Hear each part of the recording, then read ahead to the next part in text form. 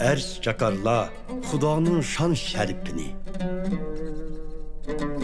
Osmon namoyon qilar uning ijodini.